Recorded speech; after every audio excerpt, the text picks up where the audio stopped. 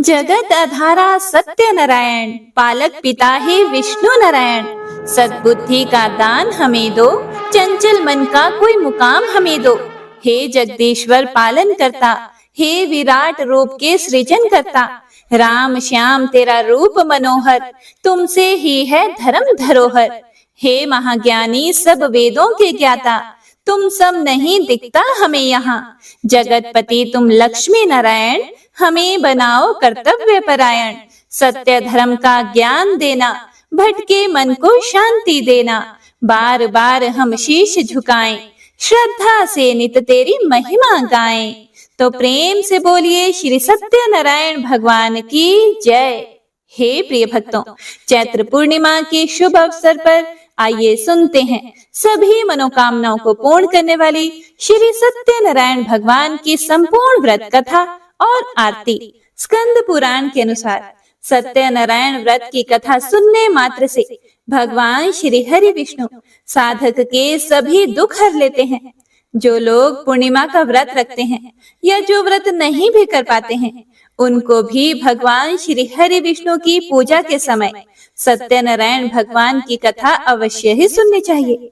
और ऐसी मान्यता है कि पूर्णिमा के दिन श्री सत्य नारायण व्रत की कथा को सुनने का फल हजारों सालों तक किए गए यज्ञ के बराबर मिलता है। तो आइए कथा प्रारंभ करने से पहले सबसे पहले श्रद्धा पूर्वक श्री गणेश, गौरी, वरुण, विष्णु आदि सभी देवताओं का मन में ध्यान कीजिए। तो प्रेम से बोलिए गणपति महाराज की जय। नैमिषारण्य तीर्थ में शौनक आदि 88,000 ऋषियों ने श्री सूत जी महाराज से पूछा कि हे प्रभु, इस कलयुग में वेद विद्या रहित मनुष्यों को प्रभु भक्ति किस प्रकार मिल सकती है तथा उनका उद्धार कैसे होगा। हे मुनि श्रेष्ठ, कोई ऐसा तप बताइए जिससे थोड़े समय में ही पुण्य मिले और मन वांछित फल भी मिल जाए। इस प्रकार की कथा सुनने की हम लोगों की बड़ी इच्छा है। सभी शास्त्रों के ज्ञाता श्री सूत जी महाराज बोले, हे वैष्णवों में पूज्य, आप सभी ने प्राणियों के हित की बात पूछी है, इसीलिए मैं एक ऐसे श्रेष्ठ और व्रत के बारे में आप लोगों को जरूर बताऊंगा, जिसके बारे में नारद जी ने लक्ष्मी नारायण जी से पूछा था और लक्ष्मीपति श्री हरि ने नारद जी से कहा था। अब आप भी इसे ध्यान पूर्वक सुनिए।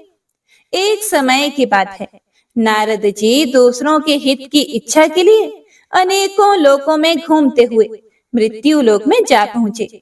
यहाँ उन्होंने अनेक योनियों में जन्मे सभी मनुष्यों को अपने कर्मों के अनुसार पीड़ा झेलते हुए देखा। उनका दुख देखकर नारद जी सोचने लगे कि ऐसा क्या किया जाए जिससे निश्चित रूप से मानव के दुखों का अंत हो जाए। इसी विचार पर मनन करते हुए वह विष्णु लोक में गए और वहां पर नारायण जी की स्तुति करने लगे और बोले, हे भगवान, आप अत्यंत शक्ति से संपन्न हैं, निर्गुण स्वरूप, सृष्टि के कारण भक्तों के दुख को दूर करने वाले हैं। आपको मेरा प्रणाम है। नारद जी की स्तुति सुनकर विष्णु भगवान बोले, हे मुनि श्रेष्ठ, आपके मन में क्या बात है, उसे आप निसंकोच कहें। इस पर नारद मुनि बोले कि मृत्यु लोक में अनेक योनियों में जन्मे मनुष्य अपने कर्मों के द्वारा अनेकों दुख से दुखी हो रहे हैं। हे मेरे प्रभु, आप तो यह बताइए कि वह मनुष्य थोड़े समय में ही, थोड़े प्रयास करके ही अपने दुखों से कैसे छुटकारा पा सकते हैं। तब भगवान श्री हरि विष्णु बोले, हे देव ऋषि नारद, मनुष्यों की भलाई के लिए आपने बहुत ही उत्तम प्रश्न पूछा है। स्वर्ग लोक और मृत्यु लोक दोनों में ही एक दुर्लभ उत्तम व्रत है जो पुण्य देने वाला है। आज मैं प्रेम वश होकर तुमसे कहता हूँ, श्री सत्यनारायण भगवान का व्रत अच्छी तरह विधान पूर्वक करके मनुष्य तुरंत ही यहाँ सुख भोग कर मरने पर मोक्ष पाता है।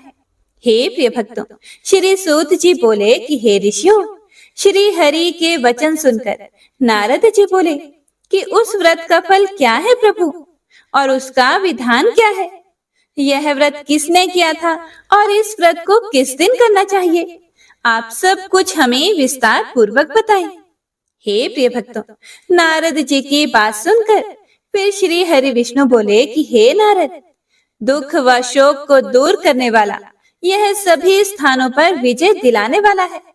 मानव को भक्ति व श्रद्धा के साथ शाम को श्री सत्यनारायण भगवान की पूजा धर्म परायण होकर ब्राह्मणों व बंधुओं के साथ करने के साथ ही यथाशक्ति अनुसार भक्ति भाव से भगवान का भोग लगाना चाहिए, आरती करनी है और ब्राह्मणों सहित बंधु बांधवों को भी भोजन कराना है। उसके बाद स्वयं भोजन करना है, कीर्तन करना है और भजन के साथ भगवान की भक्ति में लीन हो जाना है। इस तरह से सत्यनारायण भगवान का यह व्रत करने पर मनुष्य की सारी इच्छाएं निश्चित रूप से ही पूरी होती हैं। इस कली काल अर्थात कि कलयुग में मृत्यु लोक में मोक्ष का यही एक सरल उपाय बताया गया है।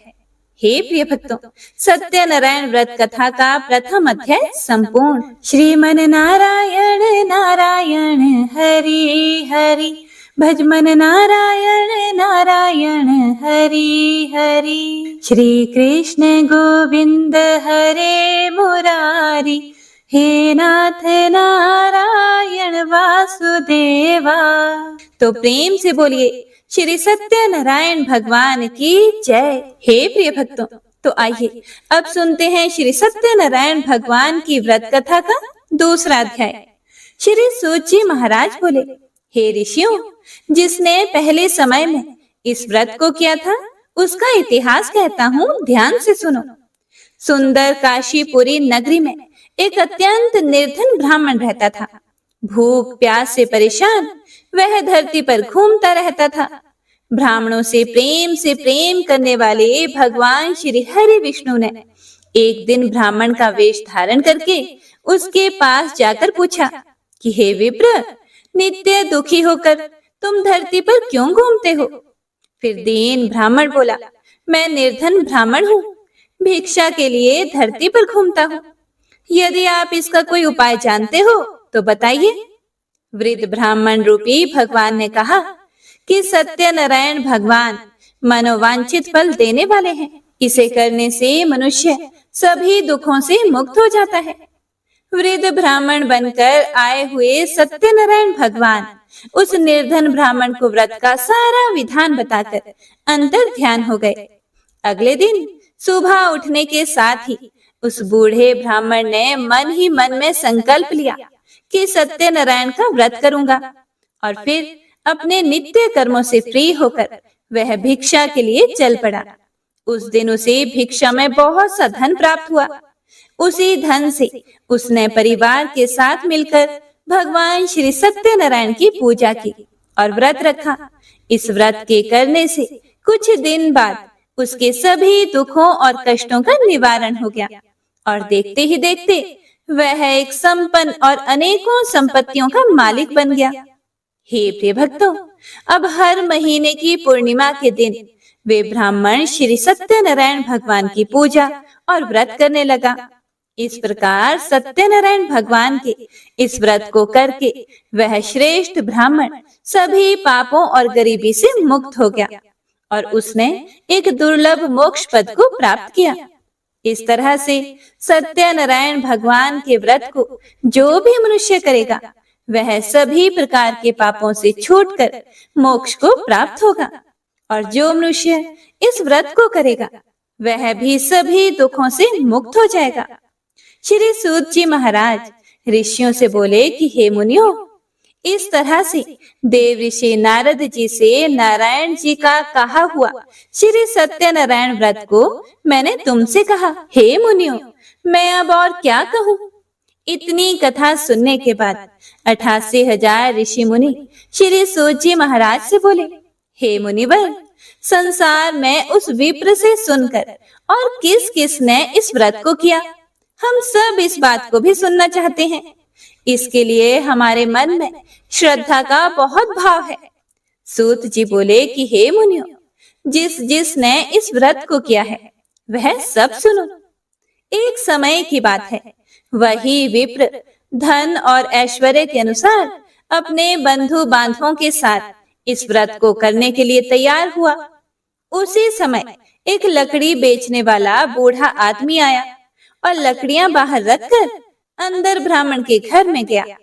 प्यास से दुखी वह लकड़हारा उनको व्रत करते देखकर विप्र को नमस्कार करके पूछने लगा कि आप यह क्या कर रहे हैं तथा इसे करने से आपको क्या फल मिलेगा? कृपया करके मुझे भी बताइए। लकड़हारे की बात को सुनकर ब्राह्मण ने कहा कि सभी मनोकामनाओं को पूरा करने वाला यह श्री सत्यनारायण भगवान का व्रत है। इनकी कृपा से ही मेरे घर में धन धान्य आदि की वृद्धि हुई है। विप्र से सत्यनारायण व्रत के बारे में जानकर लकड़हारा बड़ा खुश हुआ। चरणामृत लेकर और प्रसाद खाने के बाद वह अपने घर चला गया।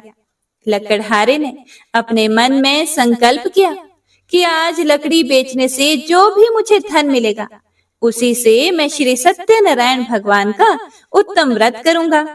मन में इस विचार को लेकर बूढ़ा आदमी सिर पर लकड़ियां रखकर उस नगर में बेचने चला गया, जहां उसे अपनी लकड़ियों के दाम पहले से 4 गुना अधिक मिले।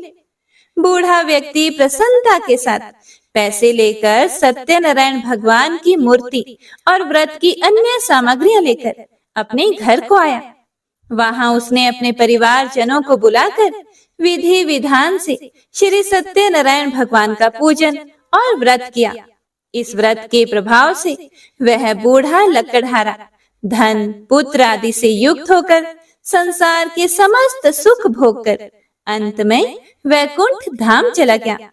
हे प्रिय भक्तों, श्री सत्यनारायण व्रत कथा का दूसरा अध्याय संपूर्ण। श्रीमन नारायण नारायण हरि हरि, भज मन नारायण नारायण हरि हरि। श्री कृष्ण गोविंद हरे मुरारी, हे नाथ नारायण वासुदेवा। तो सभी प्रेम से बोलिए श्री सत्यनारायण भगवान की जय। तो आइए अब सुनते हैं श्री सत्यनारायण भगवान की व्रत कथा का तीसरा अध्याय। श्री सूत जी महाराज बोले, हे श्रेष्ठ मुनियों, अब आगे की कथा कहता हूँ, ध्यान से सुनो। पहले समय में उल्का मुख नाम का एक बुद्धिमान राजा था। वह सत्यवक्ता और जितेंद्रिय था। प्रतिदिन वह देव स्थानों पर जाता था और निर्धन व्यक्तियों को धन देकर उनके कष्ट दूर करता था। उसकी पत्नी कमल के समान मुख वाली तथा सती साध्वी थी। भद्रशिला नदी के तट पर उन दोनों ने श्री सत्यनारायण भगवान का व्रत किया। उसी समय साधु नाम का एक वैश्य आया। उसके पास व्यापार करने के लिए बहुत सा धन भी था। राजा को व्रत करते देखकर वह विनय के साथ पूछने लगा कि हे राजन, भक्ति भाव से पूर्ण होकर आप यह क्या कर रहे हैं? मैं सुनने की इच्छा रखता हूँ, कृपा करके मुझे भी बताइए। राजा बोला, मैं अपने बंधु बांधवों के साथ पुत्र आदि की प्राप्ति के लिए श्री सत्यनारायण भगवान का व्रत और पूजन कर रहा हूँ। राजा के वचन सुनकर साधु आदर से बोला, हे राजन, मुझे इस व्रत का सारा विधान कहिए। मैं भी इस व्रत को करूंगा। मेरी भी संतान नहीं है और इस व्रत को करने से निश्चित रूप से मुझे संतान की प्राप्ति होगी। राजा से व्रत का सारा विधान सुनकर व्यापार से निवृत्त होकर वह अपने घर को गया और घर पहुंचकर साधु ने वह सारी बात अपनी पत्नी को बता दी। पत्नी को संतान देने वाले इस व्रत का वर्णन कह सुनाया और कहा कि जब मेरी संतान होगी तब मैं भी इस व्रत को करूंगा। साधु ने इस तरह के वचन अपनी पत्नी लीलावती से कहे। एक दिन लीलावती पति के साथ आनंदित होकर सांसारिक धर्म में प्रवृत्त होकर सत्यनारायण भगवान की कृपा से गर्भवती हो गई। 10वें महीने उसके गर्भ से एक सुंदर कन्या ने जन्म लिया। माता पिता ने अपनी कन्या का नाम कलावती रखा। एक दिन कलावती की माँ लीलावती ने अपने पति को याद दिलाया कि आपने श्री सत्यनारायण भगवान के जिस व्रत को करने का संकल्प किया था, उसे करने का समय आ गया है। अब इस व्रत को कीजिए। फिर साधु बोला कि हे प्रिय, इस व्रत को मैं उसके विवाह पर करूंगा। इस प्रकार अपनी पत्नी को आश्वासन देकर वह नगर को चला गया। इधर कन्या कलावती पिता के घर में जल्दी जल्दी बढ़ने लगी। उसके बाद धर्मज्ञ साधु ने नगर में सखियों के साथ क्रीड़ा करती हुई अपनी कन्या को विवाह योग्य देखकर आपस में मंत्रणा करके अपने दूत से बोले, कन्या विवाह के लिए श्रेष्ठ वर की खोज करो। दूत से ऐसा कहकर शीघ्र ही उसे भेज दिया। उसकी आज्ञा पाकर वह दूत कांचन नामक नगर में गया। वहां से एक वणिक का पुत्र लेकर आया। उस साधु ने उस वणिक के पुत्र को सुंदर और गुणों से संपन्न देखकर अपनी जाति के लोगों तथा बंधु बांधवों के साथ संतुष्ट चित होकर विधि विधान से वणिक पुत्र के हाथ में कन्या का दान कर दिया। लेकिन हे प्रिय भक्तों, दुर्भाग्य की बात यह है कि साधु ने अभी भी श्री सत्यनारायण भगवान का व्रत नहीं किया। इस पर तो श्री भगवान क्रोधित हो गए और श्राप दे दिया। अपने कार्य में कुशल साधु बनिया अपने दामाद को लेकर समुद्र के पास स्थित होकर रतनसारपुर नामक नगर में गया। वहां जाकर दामाद और ससुर दोनों मिलकर चंद्रकेतु राजा के नगर में व्यापार करने लगे। एक दिन भगवान सत्यनारायण की माया से एक चोर राजा का धन चुराकर भाग रहा था। उसने राजा के सिपाहियों को अपना पीछा करते हुए देख लिया और यह देखकर चोर ने चुराया हुआ धन वहां रख दिया जहां पर साधु अपने दामाद के साथ ठहरा हुआ था। राजा के सिपाहियों ने साधु वैश्य के पास राजा का धन पड़ा देखा तो वह ससुर और दामाद दोनों को बांधकर प्रसन्नता से राजा के पास दौड़ कर ले गए और कहा कि उन दोनों चोरों को हम पकड़ कर लाए हैं। हे राजन, आप आगे की कार्यवाही की आज्ञा दे दें। राजा की आज्ञा से उन दोनों को कठिन कारावास में डाल दिया गया और उनका सारा धन भी उनसे छीन लिया गया। श्री सत्यनारायण भगवान के श्राप से वणिक के घर में उसकी पत्नी भी बहुत दुखी हो गई और उनके घर में सारा का सारा जो धन था वह चोरों ने चुरा लिया। और इधर वैश्य की पत्नी लीलावती शारीरिक तथा मानसिक पीड़ाओं से युक्त भूख और प्यास से दुखी होकर अन्न की चिंता से दर दर भटकने लगी और उनकी कन्या भी भोजन के लिए इधर उधर प्रतिदिन घूमने लगी। एक दिन भूख से पीड़ित कलावती एक घर में गई। वहां जाकर उसने श्री सत्यनारायण भगवान के व्रत पूजन को देखा। वहां बैठकर उसने कथा भी सुनी और वरदान भी मांगा। उसके बाद प्रसाद ग्रहण करके वह कुछ रात होने पर घर आ गई। माता ने कलावती कन्या से प्रेम पूर्वक पूछा, हे पुत्री, रात में तू कहाँ रुक गई थी? तुम्हारे मन में क्या बात है? कलावती ने अपनी माता से कहा, हे माते, मैंने एक घर में मनोरथ प्रदान करने वाला व्रत देखा है। कन्या के वचन सुनकर लीलावती भगवान के पूजन की तैयारियां करने लगी और वह वणिक की पत्नी कलावती भी व्रत करने को तत्पर हुई और प्रसन्न मन से उस साध्वी लीलावती और कलावती ने बंधु बांधवों के साथ भगवान श्री सत्यनारायण का व्रत किया तथा इस प्रकार प्रार्थना की कि हे भगवान, आप हमारे पति और दामाद के अपराध को क्षमा करें। वे दोनों अपने घर शीघ्र आ जाएं। इस व्रत से श्री सत्यनारायण भगवान संतुष्ट हो गए और राजा चंद्रकेतु को सपने में दर्शन देकर कहा कि हे राजन, तुम उन दोनों वैश्यों को छोड़ दो और तुमने उनका जो धन लिया है उसे भी वापस कर दो। अगर तुमने ऐसा नहीं किया तो मैं तुम्हारा धन, राज्य व संतान सभी को नष्ट कर दूंगा। राजा को यह कहकर वह अंतर्ध्यान हो गए।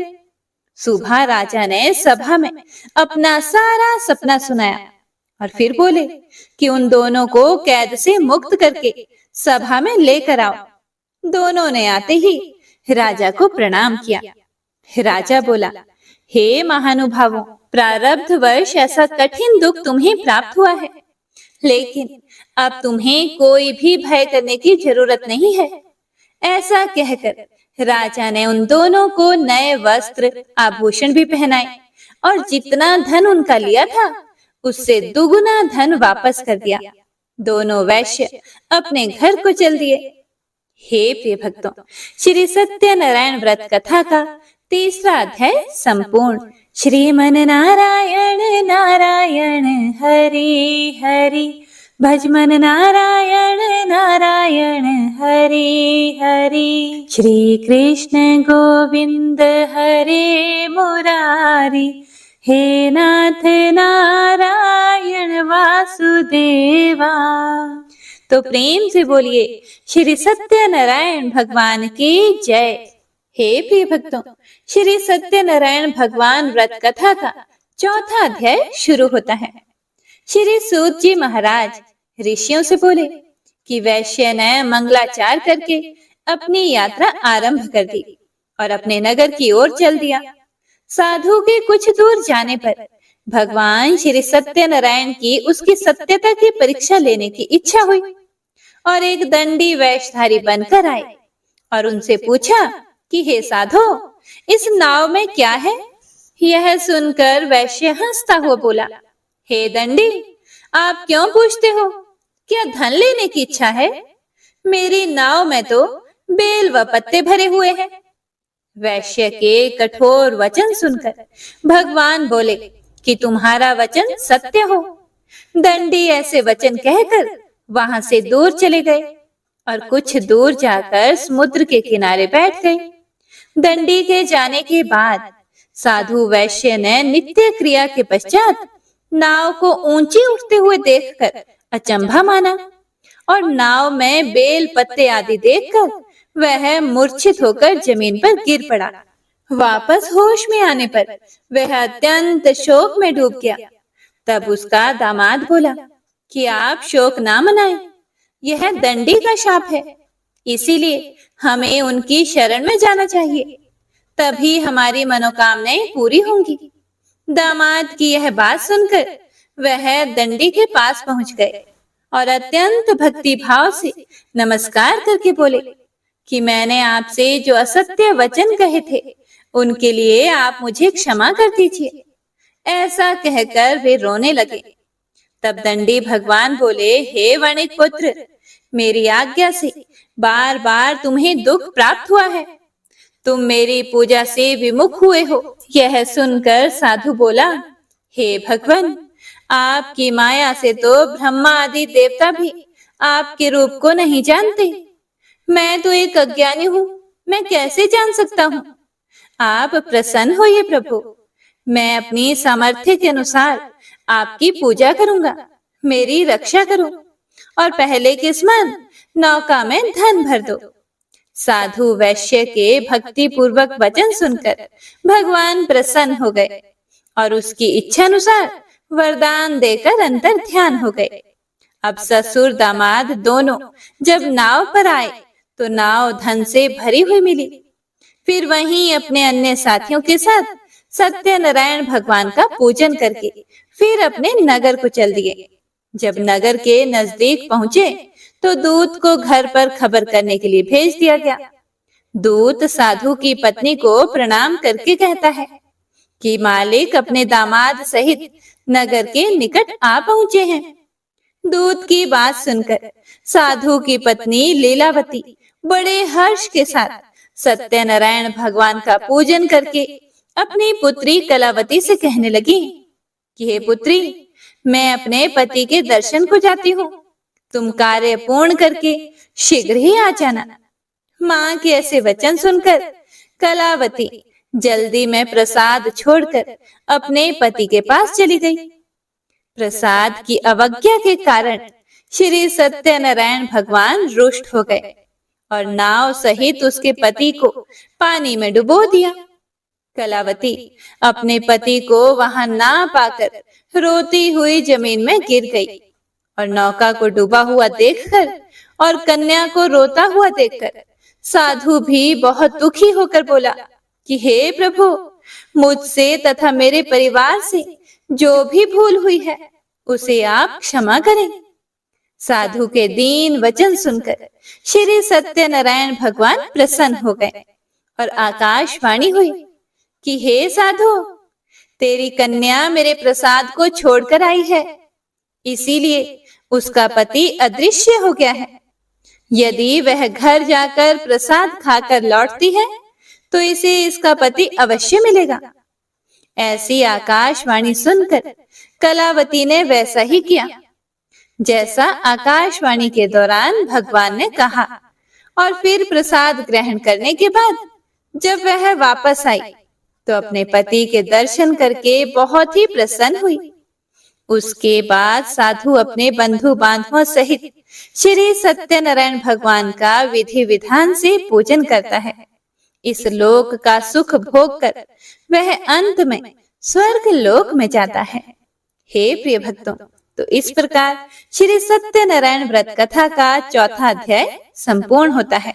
श्रीमन नारायण नारायण हरि हरि, भजमन नारायण नारायण हरि हरि। श्री कृष्ण गोविंद हरे मुरारी, हे नाथ नारायण वासुदेवा। प्रेम से बोलिए श्री सत्यनारायण भगवान की जय। हे प्रिय भक्तों, श्री सत्यनारायण भगवान व्रत कथा का 5वां अध्याय शुरू होता है। श्री सूत जी महाराज बोले, हे ऋषियों, मैं और भी एक कथा सुनाता हूँ, उसे भी ध्यान पूर्वक सुनो। प्रजापालन में लीन तुंगध्वज नामक एक राजा था। उसने भी भगवान का प्रसाद त्याग कर बहुत ही दुख सहन किया था। एक बार जंगल में जाकर वन्य पशुओं को मारकर वह बड़ के पेड़ के नीचे आया। वहां उसने ग्वालों को भक्ति भाव से अपने बंधुओं सहित सत्यनारायण भगवान का पूजन करते देखा। अभिमानवश राजा उन्हें देखकर भी पूजा स्थान में नहीं गया और ना ही उसने भगवान को प्रणाम किया। ग्वालों ने राजा को प्रसाद दिया, लेकिन उसने ये प्रसाद भी नहीं खाया और प्रसाद को वहीं छोड़कर वह अपने नगर को चला गया। हे प्रिय भक्तों, जब वह नगर में पहुंचा तो वहां सब कुछ तहस नहस हुआ पड़ा था। तो वह शीघ्र ही समझ गया कि यह सब भगवान के अनादर का ही परिणाम है। वह दोबारा ग्वालों के पास पहुंचा और विधि पूर्वक पूजा करके प्रसाद खाया। तो श्री सत्यनारायण भगवान की कृपा से सब कुछ पहले जैसा हो गया। दीर्घ काल तक सुख भोगने के बाद मरने के बाद उसे स्वर्ग लोक की प्राप्ति हुई। श्री सूत जी महाराज कहते हैं कि जो भी मनुष्य इस परम दुर्लभ श्री सत्यनारायण के व्रत को करता है और पुण्यमयी तथा फल प्रदायिनी भगवान की कथा को भक्ति युक्त होकर सुनता है, उसे भगवान श्री सत्यनारायण की कृपा से धन धान्य आदि की प्राप्ति होती है।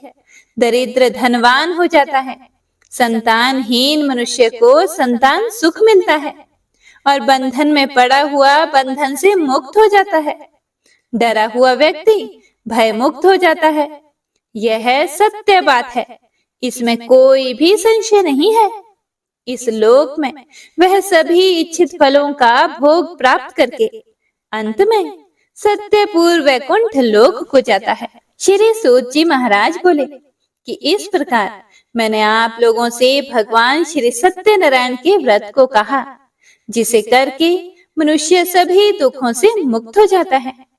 हे श्रेष्ठ मुनियों, जो भी मनुष्य नित्य भगवान श्री सत्यनारायण की इस व्रत कथा को पढ़ता या सुनता है, भगवान श्री सत्यनारायण की कृपा से उसके सभी पाप नष्ट हो जाते हैं। हे मुनीश्वरों, पूर्व काल में जिन लोगों ने भगवान श्री सत्यनारायण का व्रत किया था, उनके अगले जन्म का वृतांत कहता हूँ, आप लोग ध्यान से सुने। वृद्ध शतानंद ब्राह्मण ने सुदामा का जन्म लेकर मोक्ष की प्राप्ति की। लकड़हारे ने अगले जन्म में निषाद बनकर मोक्ष प्राप्त किया। उल्कामुख नाम का राजा दशरथ होकर वैकुंठ को गए। साधु नाम के वैश्य ने मोरध्वज बनकर अपने पुत्र को आरे से चीरकर मोक्ष पाया। महाराज तुंगध्वज ने स्वयंभू होकर भगवान में भक्ति युक्त होकर कर्म करके मोक्ष पाया। कथा सुनने के बाद सभी ऋषियों ने श्री हरि को झुककर प्रणाम किया। हे प्रिय भक्तों, तो इसी के साथ श्री सत्यनारायण व्रत कथा का 5वां अध्याय संपूर्ण होता है। श्रीमन नारायण नारायण हरि हरि, भजमन नारायण नारायण हरि हरि। श्री कृष्ण गोविंद हरे मुरारी, हे नाथ नारायण वासुदेवा। श्री सत्यनारायण भगवान की आरती। ओम जय लक्ष्मी रमणा, स्वामी जय लक्ष्मी रमणा। सत्यनारायण स्वामी जनपातक हरणा। ओम जय लक्ष्मी रमणा।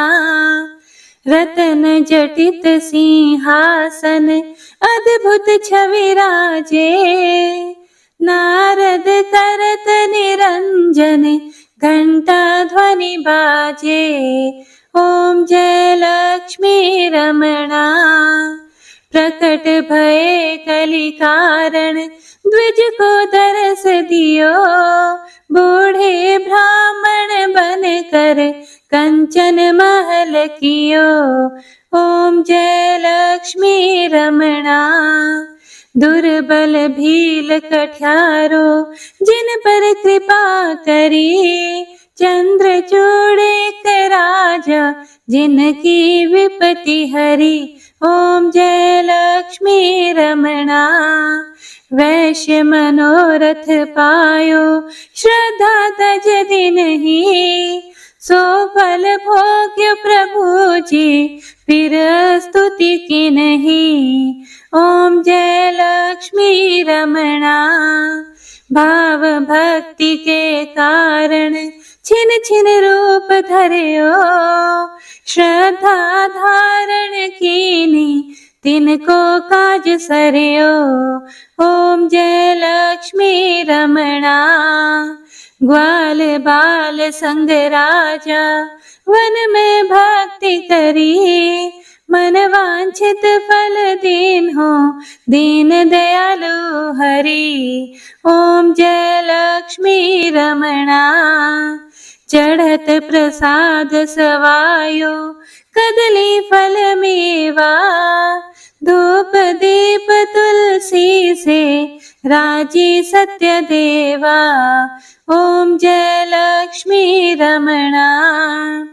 सत्यनारायण जी की आरती जो कोई जन गावे। कहत शिवानंद स्वामी, कहत हरि हर स्वामी। सुख संपत्ति पावे। ओम जय लक्ष्मी रमणा। तो प्रेम से बोलिए श्री सत्यनारायण भगवान की जय।